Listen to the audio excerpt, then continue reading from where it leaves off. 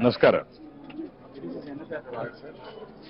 KR పురమా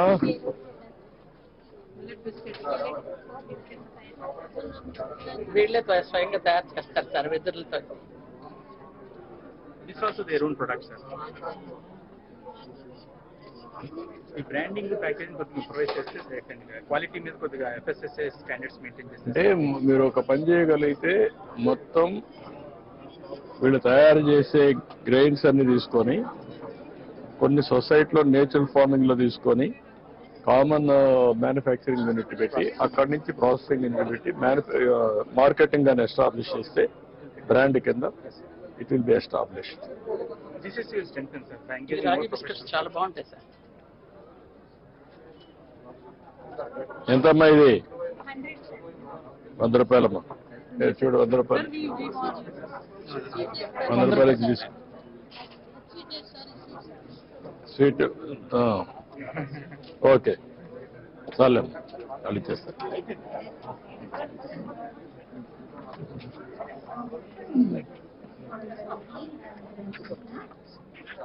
నమస్కారం. తమ దగ్గర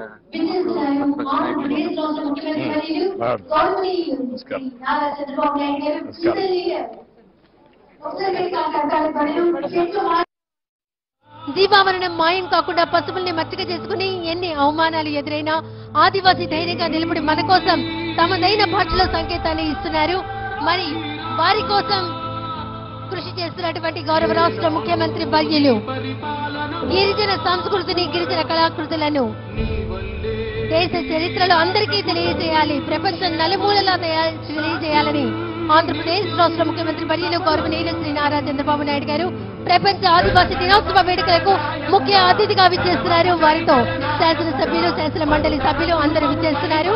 అలాగే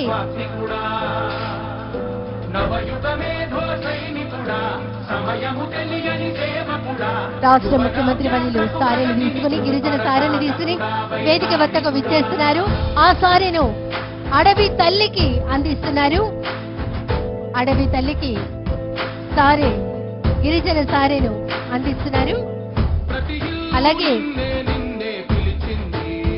అడవి తల్లికి మనపూర్వకంగా ఆంధ్రప్రదేశ్ రాష్ట్ర ప్రజలందరి తరపున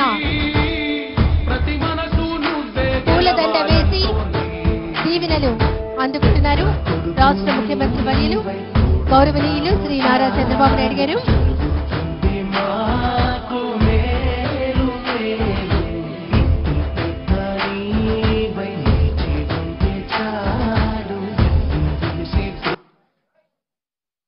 అడవి తల్లి ఆశీస్సులు తీసుకుంటూ ఉన్నారు.